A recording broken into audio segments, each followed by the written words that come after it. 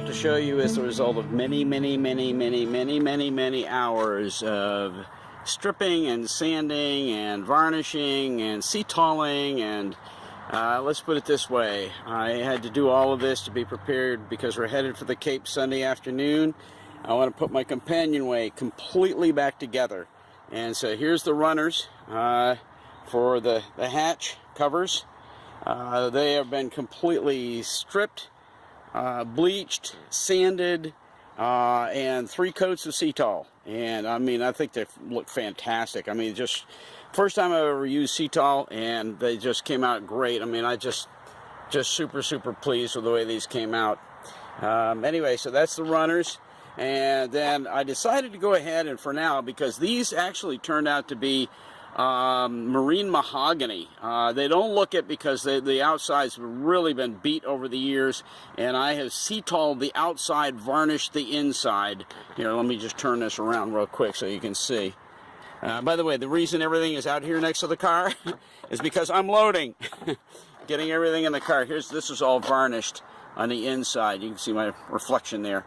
Anyway, everything is completely done up with these with the slides going, you know, for the companionway. Let's see. Oh, then also over here, the hatch covers themselves. The edges have been completely rebuilt on the one that I did, which I documented in one of my videos of rebuilding the edges, because it was completely, you know, these edges were just not hardly anything left to them. And anyway, those have been completely refiberglassed and rebuilt back up so that I've got edges on them now the way they're supposed to. This back one, both of these, both parts, the back part of the hatch, which you see back behind there, and the front one have been completely sanded out, and I even used acetone, completely cleaning them down. Now obviously I'll acetone them again when I get to the Cape, because I plan to paint them, and I'm gonna trade in the semi-gloss for the high gloss and get those all painted up. The last thing I've got out here, well, no, then this is the handle to the hatch cover, and that's been all stripped, sanded, and that's got 2 coats of Cetal. I'll get one more before it goes on to onto the hatch cover. And the last thing that I'm working on, and this is, these are my new eyebrows, and that is all solid mahogany. And what I did, let me see, those are down behind there. I want to get those out. These are solid mahogany. I went to and bought this stuff, and I thought I was going to need 2 4-inch boards, and as it turned out, I'm only going to need 1. But you can see what I've done here. Let's see if we can get a cross section. Well, you can see I've cut facets in it, so that it's not round. I don't care for it to be round. It's going to be a whole lot easier to drill bung holes in and put the holes in with a flat surface like this. And these are a good bit heavier than the other ones. And you can see, whoop, boo-boo, boo-boo. You can see the profile of it there. Pretty much, anyway, well, I'm just going to drop everything. Okay, so those are done. The next thing I'm going to do is cut the actual slats that go up the side of the companionway, and this piece right here, which is some really, this stuff is so straight green, it's ridiculous. When I cut these off, they didn't even try to bow on me, and yet they do bow very nicely. They'll go right onto the side of the the cabin with no problem at all. I'm sure of it. But anyway, this is going to be cut down to this. This is the ancient piece of teak that was on there, and one on each side. And so I'm going to be doing two new uprights on each side of the companionway out of all solid mahogany. Going to be a bit heavier. I don't think I'll cut facets in it the way that I did with the eyebrows, but this is going to be the same size. I want it to be 2 inches, because I went and looked at the pictures I've got at the companionway, and I don't have room enough to make it any wider than that. I'm going to go ahead and leave it the full 3/4 inch depth, though, because I've seen a number of them that are 3/4, and it will look really pretty.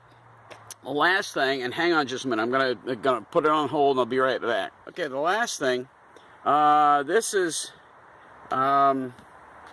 This is a 6-inch piece of mahogany, and what I'm going to be doing is cutting the tops out of this that are going to go over the top of the vertical slats.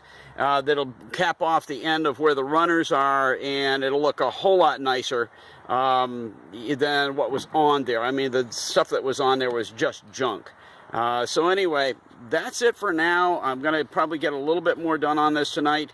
Probably get this, the verticals cut that go on each side, and that'll be it. And then the rest of it, we'll pick it up when we get to the Cape. All right, thanks for now, and thanks for watching. Bye-bye.